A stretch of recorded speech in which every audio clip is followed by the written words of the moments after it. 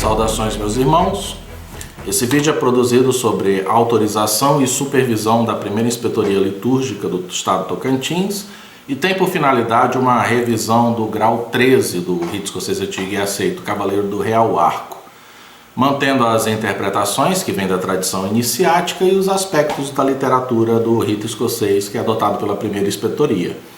Para não desrespeitar a liturgia da tradição maçônica, não trataremos aqui nesse vídeo de sinais, toques, palavras e meios de reconhecimento utilizados pelos maçons desse grau e nem transcreveremos qualquer parte do ritual. Os graus inefáveis, meus irmãos, até este momento, eles têm uma característica comum. Nos graus inefáveis do 4 ao 14, nós estudamos a maçonaria e no final, nos últimos graus, a origem dos nossos ritos. O grau 13 é diferente de todos os outros que a gente viu até então. Todos os outros graus abordavam aspectos da maçonaria, onde nós fazíamos uma interpretação do contexto de cada um desses aspectos, de como a maçonaria se encaixa no mundo moderno. Ora, nós avaliamos as relações intimistas entre os irmãos, ora a instituição, nossas leis, nossas ações na sociedade e assim sucessivamente. O Cavaleiro do Real Arco, ele é o primeiro grau que não aborda um aspecto peculiar da maçonaria. Ele traz uma revelação que vem da tradição iniciática. E essa revelação estaria ligada às origens do nosso rito, à origem da própria tradição iniciática em si.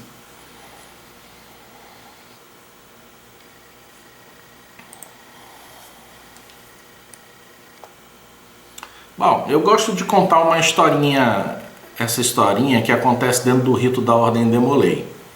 Em 1973, isso é importante essa data, instituiu-se nos graus filosóficos da Ordem de Molay. A Ordem de Molay possui 2 graus filosóficos, Cavaleiro e Ébano, e existem elos históricos e filosóficos entre eles. O grau de Cavaleiro, o jovem de Molay recebe aos 17 anos e o Ébano ele pode pleitear a partir dos 19. Mas entre o Cavaleiro e o Ébano tem o chamado elo histórico, que tem algumas revelações. Em 73 foi instituído um elo histórico chamado Pacto Secreto. Prestem atenção nessa historinha. O Pacto Secreto conta uma história que havia sido feito na cidade de Sion um acordo com o Papa na época, o Clemente V, o Papa, com o Cavaleiro Guilherme de Nogaret. Ele, como é que eu vou explicar isso? Ele tinha feito um acordo no qual eles iriam destituir Jacques de Molay, que era o grão-mestre da ordem, e passar o comando da ordem para Guy d'Auvenier. Mas para a igreja não ficar ruim na história, havia uma bula que só seria publicada depois da morte do Clemente V, inocentando os templários de todas as acusações. E nesse elo, não pode ser chamado de grau, nesse elo que tem dentro do rito da Ordem de Molay, especifica exaustivamente que esse acordo foi feito na cidade de Sion. E não tem relevância nenhuma para o rito da Ordem de Molay, para a mecânica da Ordem de Molay, o de Molay saber aonde ocorreu esse pacto. O que é relevante nesse elo é o fato do Guy d'Auvenier, que é o melhor amigo de Jacques de Molay, ter traído ele. O rito da Ordem de Molay é pautado nos valores da fraternidade e da fidelidade. Então você tem sob estudo ali a traição do melhor amigo do protagonista do rito, que é Jacques de Molay, no momento que ele trai ele com o Papa. Esse fator da traição é que é o ponto relevante na formação do de Molay.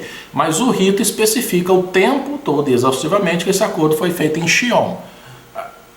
Mas se isso não é relevante para o de Molay, por que isso está dentro do rito? Nihil ex nihilo, nada vem do nada, certo? O que acontece é que da onde isso foi tirado, da parte do rito maçônico onde isso foi tirado, não podia ser alterado. E isso era relevante para o rito da Ordem de Molay, então ele tinha que ver da mesma forma que isso foi retirado de outro lugar, de outro rito. Eu uso este exemplo porque o ritual da Ordem de Molay é liberado para qualquer maçom. Claro que essa revelação é feita dentro do templo, mas eu não estou sendo desrespeitoso aqui com o rito da Ordem de Molay, jamais faria isso. Eu estou simplesmente falando de um fato que está dentro das sendas iniciáticas. Mas cito esse exemplo por ser justamente o mais recente. Então chegou no ano de 2005, no no papado do João Paulo II, próximo à morte dele, ele absolve os templários e acaba expondo vários documentos do Vaticano daquele período. E estava lá aquele pacto, tal qual como é dito nas sendas iniciáticas, ou seja, um fato que era desconhecido dos historiadores, que era desconhecido do mundo, que era o acordo feito com Clemente V e o documento inocentando os templários, só foi a público para ser atualizado para os livros de história, para as pessoas terem conhecimento, em 2005. Inclusive foi na época em que o João Paulo II absolveu Galileu, tudo foi eclipsado por causa da absolvição do Galileu, que é uma figura histórica mais relevante. Mas os templários também foram absolvidos nesse período. Ou seja, desde 1973 está incorporada uma informação, que é verídica, na tradição iniciática da Ordem de Molay, e isso veio de outro lugar dentro dos ritos maçônicos, que fique claro, e essa revelação veio a público em 2005. O que eu quero provocar com vocês com isso? É que existem coisas que são reveladas a nós, os iniciados, pela tradição iniciática, e elas devem ser encaradas como verdade. Existem coisas que são apenas verdade para nós, os iniciados. E essas verdades passam a ser desnudadas, passam a ser entregues para nós a partir deste grau. Então, na sequência, vamos lá. Cavaleiro do Real Arco. Para o maçom de rito escocês, ele é o 13º grau, já finalizando os graus inefáveis. Em outros ritos, vamos pegar um rito que é um pouco mais antigo que o rito escocês, que é o rito de York, o 13º grau, ele é o 4º grau, ou seja, o filosofismo já começa aqui. Então, quando o maçom de rito de York vai adentrar no filosofismo, esse é o primeiro grau com que ele depara, que trata justamente das revelações que vêm da tradição iniciática, que mostram as origens dos nossos ritos. Mas, meu irmão Camilo, isso tem a ver com o Real Arco que é dado lá nas ordens do simbolismo? Tem. Eles têm abordagens diferentes, eles pegam alguns elementos comuns, mas eles têm abordagem diferente. Tanto no simbolismo, eles procuram explicar a origem dos ritos maçônicos, mas um é no sentido de complementar toda a informação e a plenitude maçônica que é dado no simbolismo, e aqui no rito escocês ele serve de preparativo para as sendas iniciáticas esotéricas que serão apresentadas nos graus subsequentes. Se no simbolismo o grau 13 tem meio que o intuito de ser um grau conclusivo, ser um elo conclusivo, onde ele explica algumas coisas do simbolismo para você encerrar um conjunto de conhecimentos, aqui não, ele tem a abordagem de preparar para o que vem. Vamos seguir a escada do conhecimento, é sempre bom comparar esses graus e para os irmãos compararem entre os dois graus mais utilizados, o rito de York e o rito escocês, e a gente começar a se avaliar onde estamos na nossa jornada. O templo. O templo é uma cripta fechada, tendo apenas uma luz vinda do teto. Por que isso? Porque ele remete ao templo oculto, que a gente vai falar disso mais na frente, que foi encontrado pelos trabalhadores. A lenda do grau, sempre naquela dinâmica, alegoria, reflexão, alegoria, reflexão. A lenda diz que 3 trabalhadores revelaram acidentalmente um alçapão que dá acesso a uma cripta. Essa lenda se repete de diversas formas dentro da tradição iniciática. Quando eu digo tradição iniciática, é porque não é exclusivo da maçonaria. Outras instituições esotéricas que surgiram ao longo da história têm essa lenda, essa alegoria, dentro de seus preceitos. A cripta tem um cofre secreto. Eles exploram esta cripta e descobrem gravado uma pedra assentada no centro. E nessa pedra tinha a antiga palavra do mestre, a de Irã e de Salomão, antes da mudança ocorrida na cerimônia que todos nós conhecemos no grau de mestre. A revelação que é trazida pela tradição maçônica fala do Real Arco, que é o arco que ficaria sendo construído em um determinado ponto do Templo de Salomão, onde teria uma pedra central, que ela tem um formato diferente, que é para manter a estrutura do arco. Aí essa pedra ela tem uma formação diferente, e a história do conhecimento, das orientações que o aprendiz teve para formar aquela pedra, tem toda uma mística em cima dessa que a gente não vai entrar aqui, porque não é o foco desse grau. Mas é por isso que vem o nome Real Arco e da importância que essa pedra tem e do símbolo que estaria associado a ela. Dentro ainda da lenda. A lenda. A origem dessa lenda maçônica provavelmente é um episódio semelhante relatado por Filostógios, um escritor grego da Antiguidade Tardia, e retomada por alguns escritores religiosos do século XVII. O então abade de Fleury dedica 3 páginas em sua monumental famosa História Eclesiástica, publicada em 1691. O tema inicial conhece várias versões. Por vezes a cena se passa durante a construção do primeiro templo, e às vezes é quando houve a segunda reconstrução por Zorobabel. Esse detalhe também é importante. Dentro da linha cronológica do templo que nós seguimos, nós já estamos entrando no templo de Zorobabel, que é quando o templo foi destruído e reerguido, destruído na conquista por Nabucodonosor e reerguido pelos novos mestres com uma nova ciência. Atento para isso, esses graus agora vão estar na transição desse período. Na reconstrução por Zorobabel. E muitas adições, muitas vezes de grande riqueza simbólica. Assim, o verdadeiro nome de Deus, que estaria talhado na pedra desse real arco, é encontrado pelos 3 trabalhadores e só pode ser pronunciado quando os 3 estão reunidos em um procedimento que é particularmente importante, que é a forma como a tradição passa, sílaba a sílaba, os fonáculos que acabam formando o nome de Deus. Dá-se aí que vem o costume de alguns ritos dentro da maçonaria inglesa de você fazer iniciação de 1, 2 ou 3 profanos amarrados por uma corda. E algumas vezes a corda precisa ter a cor vermelha, como é adotado em alguns ritos. Mas até a gente está falando de tradições que são incorporadas aos ritos mais comuns, escocês e York, mas outros ritos têm variações desse mesmo hábito. Aí você fica imaginando Albert Pike lá em 1780 e pouco, quando ele estava reformulando Morais e Dogmas, tendo que passar essa informação para frente dentro da compilação. Até então era uma história que se tinha da tradição iniciática, sem muitas comprovações. E é por causa desse fato que eu vou apresentar agora que eu comecei abrindo com aquele caso curioso que acontece no rito da Ordem de Molay. Até que, no ano de 1947, no Wadi de Kiran, junto ao Mar Morto, apareceram em 11 diferentes cavernas algumas jarras de barro que continham muitos documentos escritos em hebreu, aramaico e grego, os famosos pergaminhos do Mar Morto. Sabe-se que foram escritos entre o século II a.C. e 70 depois de Cristo, ano que teve lugar a destruição de Jerusalém. Acredita-se que provavelmente eram cristãos, hebreus, fugindo da conquista, da tomada de Jerusalém, provavelmente esconderam esses escritos aí. E dentro desses escritos, que foram encontrados nos pergaminhos do Mar Morto, tem uma cópia do livro de Enoque. E o livro de Enoque conta exatamente, com alguma adaptação, essa história. Então tá a primeira versão conhecida do livro de Enoque. Isso é importante. E foi exatamente nessa data, 1947, que foi encontrada a primeira cópia do livro de Enoque. Até então ninguém tinha uma cópia desse livro para averiguar essa história. Uma segunda cópia do livro de Enoque, eu dei uma atualizada nesse slide, existe uma segunda cópia do livro de Enoque que foi encontrada no Cairo em 1960 e pouco. Tudo bem, quem foi Enoque, que é uma figura muito citada dentro do cristianismo e também nas sendas iniciáticas?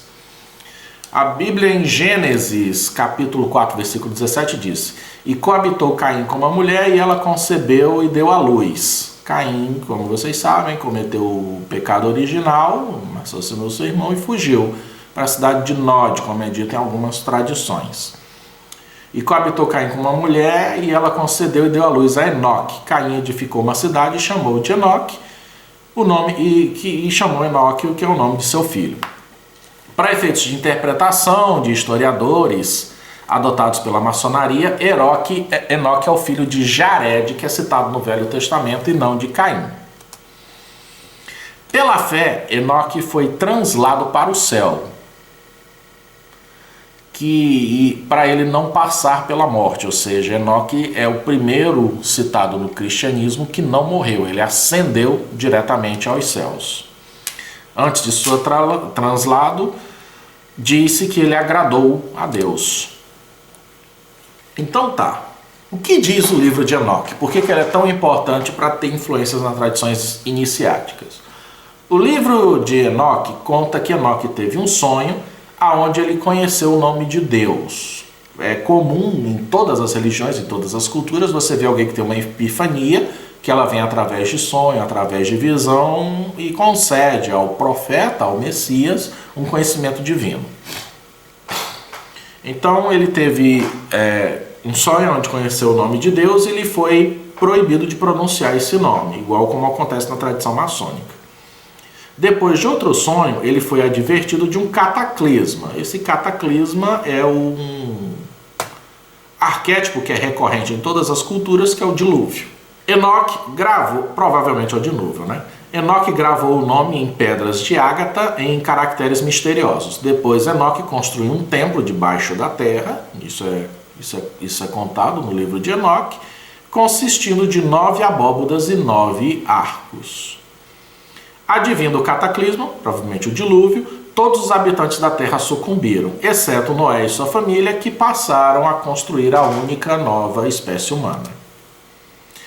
Então nós deixamos... Então tem isso, o livro de Enoque, que ele conta essa história, e provavelmente o templo, que foi descoberto pelos trabalhadores, tudo leva a crer que era o templo construído por Enoque no período pré-diluviano. Para mais informações dentro do mundo místico e da forma como isso deve ser tratado, no site da Primeira Inspetoria Litúrgica nós colocamos uma cópia.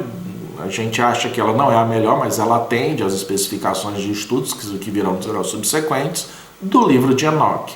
E ela deve ser estudada com cuidado. O objetivo do grau, segundo Albert Pike e os formuladores do rito escocês originalmente. O objetivo do grau é apresentar trabalhos e estudos que expliquem a origem dos ritos da maçonaria e de onde vem a tradição iniciática. Esses trabalhos precisam ser revisados de tempo em tempo por fatos históricos que são revelados ou corrigidos, como esses que acabei de citar.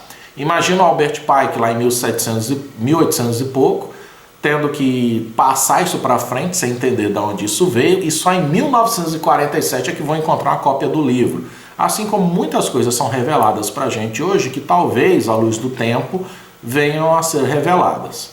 O grau também deve ser dado aos que nele estão noções de respeito às demais religiões. E também é necessário que se estude a origem de todas as religiões. Não só a origem do rito maçônico, não só a origem da tradição iniciática, mas recomenda-se que aos que estejam nesse grau estudem a origem de todas as outras religiões, derivadas do misticismo, do hebraico cristão, islâmicas, judaicas e afim. Nós vamos botar um conjunto de outros elementos dispostos online que vão complementar o estudo desse grau. E uma recomendação, muito cuidado quando forem pesquisar sobre o livro de Enoque, porque todo tipo de documentário fantasioso, super fantástico, que gosta de colocar teorias de humanos cruzando com anjos, tendo os néfilis, humanos tendo envolvimentos com extraterrestres, gostam de pegar por passagem essas citações do livro de Enoque. Mas isso está ligado aos primórdios da nossa civilização, aos primórdios da origem da raça humana na Terra e, consequentemente, aos princípios da tradição iniciática. Então, aos que chegaram até aqui, entendam que essa passagem, esse fato, ele deve ser interpretado com um pouco mais de seriedade. Assim como o cristão crê na ressurreição de Jesus, assim como o muçulmano acredita que Maomé foi levado aos céus por uma carruagem de fogo, assim como o budista acredita que Siddhartha Gautama alcançou o nirvana pelo seu esforço próprio e meritocracia, o maçom, que é claro que nós somos regidos pela razão, mas o maçom também precisa aceitar em seu íntimo que essa história tem algum cunho de verdade. E dentro da tradição iniciática é assim que é contado que nossos ritos surgiram, através da descoberta de um templo com caracteres e conhecimentos místicos que provavelmente vêm do período pré-diluviano. Mas que isso a gente acaba discutindo em materiais complementares dentro do tempo, porque isso envolve outros conhecimentos, outras discussões que precisam ser laptadas pela crença pessoal de cada um, como vocês encaram isso aí, certo? Então a tradição maçônica reconhece isso como um fato, entenda que isso não é uma alegoria para passar um questionamento filosófico qualquer, é um fato dentro do mundo místico. Esse grau 13 não faz discussões sobre a maçonaria, ele faz uma revelação que remonta à origem das nossas tradições iniciáticas, ok? Até a próxima!